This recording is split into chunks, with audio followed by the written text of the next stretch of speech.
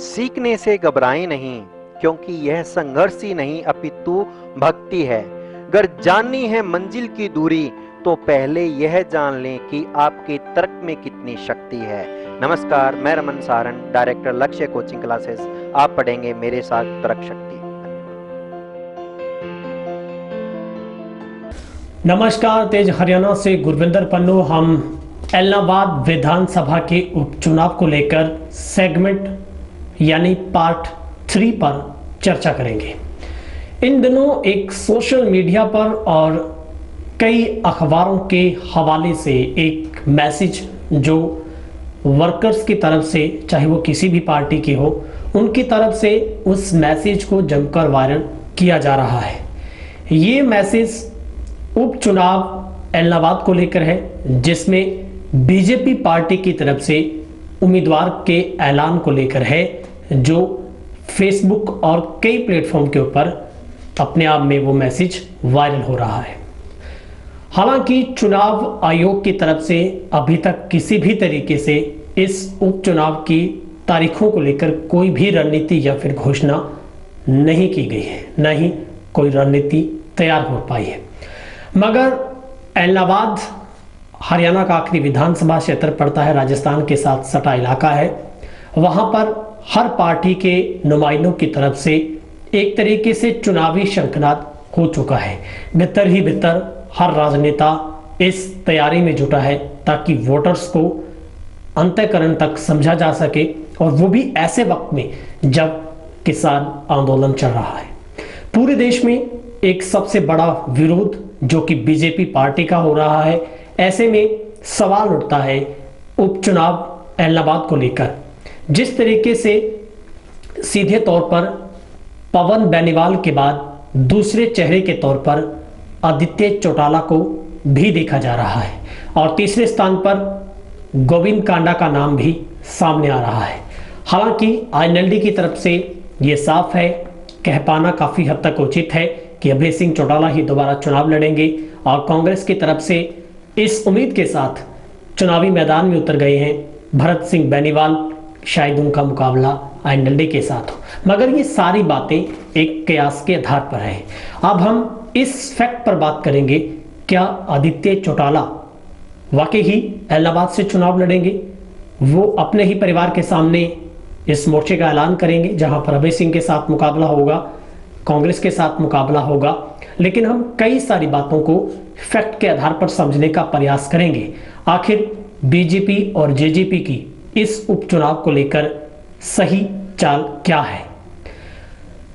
यहां पर व्यक्ति विशेष या फिर पार्टी को लेकर किसी तरीके का कोई भी समर्थन बीजेपी को नहीं मिल पा रहा है, क्योंकि दोनों ही तरह से विरोध के सुर हैं। क्योंकि हम इस सेगमेंट में सिर्फ बीजेपी के खेल को समझने और समझाने का प्रयास करेंगे। जिस तरीके से अब हर गांव में, जब आप देखिए हरियाणा के किसी गांव में हरियाणा के मुख्यमंत्री तक को घुसने की इजाजत नहीं है, विरोध हो रहा है हर गांव में, उनका हेलीकॉप्टर तक नीचे नहीं उतर सकता। ऐसे में फिर जब पार्टी का इतना बड़ा विरोध है, इतने बड़े चेहरे का इतना बड़ा किसानी आंदोलन की वजह से विरोध है, फिर बीजेपी किस मायनों में, किस आधार पर यह तय करेगी कि एलनाबाद के उपचुनाव में किसको उतारा जाए? कौन है वो जो कांग्रेस और आईएनएलडी का मुकाबला करेगा? और वो भी ऐसे वक्त में बीजेपी का कोई भी नेता इस सिस्टम में अपने आप को चूर या फिर शहीद नहीं करना चाहेगा, जब खुलकर इतना बड़ा विरोध हो रहा है। हर गांव गांव में बैनर तक, बोर्ड तक चस्पा किए गए हैं कि यहां पर बीजेपी नेताओं का बायकाट है।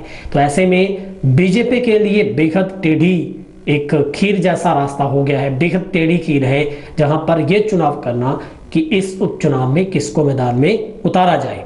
ये सबसे बड़ा सवाल है, जो इस वक्त सबसे बड़ी चिंता का विषय बीजेपी के लिए बना है। और ऐन वक्त पर एलनाबाद में किसी भी तरीके से जेजेपी नहीं चाहेगी कि वो इसमें अपनी उंगली कटवाए, लेकिन अब पूरा दारोमदार हाईकमान के ऊपर रहेगा। लेकिन हम वापस उसी पैनल पर आते हैं, उसी बातचीत पर आते हैं जो हमने शुरुआत में बताई आपको। आदित्य चौटाला, जो मेरे सूत्र बता रहे हैं वो यही पर है, आदित्य चौटाला ये चुनाव नहीं लड़ेंगे, क्योंकि उनके पास पहले से ही बीजेपी ने पर्याप्त उनके लिए जो सीट रिजर्व की है उनकी फिलहाल के कार्यकाल में, वो ऑलरेडी जिला अध्यक्ष हैं, जिनका एक बहुत बड़ा दायित्व और जिम्मेवारी है वो पूरे जिले में अपने संगठन को मजबूत करें। ऐसे में अगर ये क्यास है कि वो गांव-गांव या फिर कुछ लोगों के साथ, वोटर्स के साथ, समर्थकों के बीच में जाकर नब्ज टटोलने का काम कर रहे हैं, तो ये सही है। हो सकता है वो कुछ लोग ये समझ पा रहे हैं तो वो सही है, क्योंकि एक जिला अध्यक्ष के पास संगठन के तौर पर यह समझने और समझाने का समय है, क्योंकि उसके पास पार्टी की दी गई जिम्मेदारी है वो लोगों के बीच में जाए, मगर खुले तौर पर वो भी नहीं जा सकते हैं क्योंकि विरोध का डर हर तरफ से सता रहा है बीजेपी को। ऐसे में बीजेपी के लिए अब फिलहाल की घड़ी में अगर हम देखें तो बीजेपी अपना कैंडिडेट सिर्फ और सिर्फ पवन बेनीवाल को ही मान रही है, जो इससे पहले चुनाव हार चुके हैं। हम आपको बताते हैं, पिछली बार अभय सिंह चौटाला ने करीब 11,000 मतों से चुनाव जीता था, उससे पहले वो 6,000 मतों से विजयी हुए थे, तब वो 6,000 से पवन बेनीवाल हार गए थे। तब काफी क्लोज मामला रहा था, जब बहुत बड़ी एक लहर बनी थी पवन और अभय सिंह के बीच में। लेकिन उसके बाद कांग्रेस का अगर चुनाव देखें, पिछला चुनाव, तो उसमें जो कि रमेश बहादुर को दावेदार बनाया गया था वहां पर कांग्रेस की तरफ से, उन्हें सिर्फ 11,000 वोट मिले थे। उसके बाद भरत सिंह को लाया गया, तो जिन्होंने पिछले चुनाव में 36,000 वोट हासिल किए थे, वो भी उस लहर में जब बीजेपी का जबरदस्त प्रकोप कह लीजिए आप। पहला फैक्टर तो मोदी था और दूसरे चुनाव में आकर भी कहीं ना कहीं बीजेपी स्टैंड कर पा रही थी, और उसी लहर के अंदर जेजेपी ने भी अपने जो करीब 10 विधायक हैं वो अपने हरियाणा में उन्होंने जितवाकर एक गठबंधन की सरकार बनाने का काम किया। अब ऐसे में जब किसान आंदोलन की वजह से बीजेपी का इतना बड़ा जबरदस्त विरोध चल रहा है, ऐसे में बहुत बड़ी मुश्किल में बीजेपी सरकार है। हालांकि इस चुनाव से बीजेपी को हार या जीत से कोई मतलब फर्क पड़ने वाला नहीं है। हाँ, इतना जरूर है, बीजेपी के लिए सांख का सवाल है। अब बात आती है वोट बैंक किसान के ऊपर। अब फर्क नजर आएगा बीजेपी को कि किसान भी कोई मुद्दा है, किसान भी वोट बैंक का हिस्सा है। जब आप किसी गांव में नहीं घुस सकते, आपको क्या लगता है वहां पर जनता बैठी है जो आपको आने की अनुमति देगी? क्योंकि हर खून के अंदर किसान है, हर इंसान किसान से जुड़ा है, चाहे वो आम आदमी हो, आम तबका हो, चाहे वो गरीब वर्ग के मजदूर वर्ग हो, चाहे कोई भी हो, वो हर व्यक्ति किसानी के साथ सीधे या प्रत्यक्ष या फिर अप्रत्यक्ष रूप से कहीं ना कहीं संपर्क जरूर रखता है। तो ऐसे में बीजेपी के लिए सबसे बड़ी चुनौती सांख का सवाल है। हालांकि बीजेपी का यहां पर कोई भी कभी से रुतबा नहीं रहा है। बीजेपी के लिए इलाहाबाद विधानसभा कभी भी अच्छी और कोई पैर जमाने वाली सीट नहीं रही है। शुरुआत से ही इसको ताऊ देवीलाल के गढ़ के तौर पर देखा जाता है। ऐसे में यह माना जाना कि आदित्य चौटाला को यहां से टिकट देना वो इसलिए ठीक जरूर हो सकता है क्योंकि इसे आईएनएलडी के गढ़ के तौर पर बीजेपी नहीं भांप रही, बल्कि इसे ताऊ देवीलाल के गढ़ से भांप रही है। तो ऐसे में आदित्य देवीलाल कह लीजिए या फिर चौटाला कह लीजिए, उनको उन्हीं के गढ़ में लाकर वोट में सेंध लगाना, ये कहां तक उचित बीजेपी मान रही है, ये बात का विषय है। लेकिन इससे हम ऊपर आते हैं, क्या यहां पर गोविंद कांडा को भी मैदान में लाया जा सकता है? क्योंकि बीजेपी चाहती है कि अगर सीएम खुलकर उन्हें टिकट देते हैं, साथ आते हैं, तो आर्थिक स्थिति के तौर पर भी उनकी हालात ठीक हैं कांडा के, तो यहाँ पर चुनाव है वो उसको कहीं ना कहीं परिवर्तित किया जा सकता है, माहौल बनाया जा सकता है। लेकिन चौधरी देवीलाल के इसी गढ़ में 5 बार से भागीराम विधायक बने थे और अब तक 9 में से 8 चुनाव है वो आईएनएलडी वहां से जीत चुकी है। तो कहीं ना कहीं माहौल बेहद गर्म है, भले ही चुनाव आयोग की तरफ से भी किसी तरीके से चुनाव का डिक्लेयर नहीं किया गया है, लेकिन जरूर ये नाम सामने आ रहे हैं कि कहीं ना कहीं आदित्य चौटाला भी इसका चेहरा हो सकते हैं। अब ये हाईकमान को तय करना होगा कि वो यहाँ पर बीजेपी की तरफ से किसकी जिम्मेवारी सबसे अहम मानती है। लेकिन हमारे जो सूत्र कह रहे हैं उसमें आदित्य चौटाला फिलहाल की घड़ी में ऐसा कुछ भी नजर वो नहीं मान रहे हैं। उनका कहना है कि वो जनता के बीच में सिर्फ और सिर्फ अपने संगठन को मजबूत करने के लिए जा रहे हैं, लेकिन वो भी प्रत्यक्ष नहीं अप्रत्यक्ष रूप से।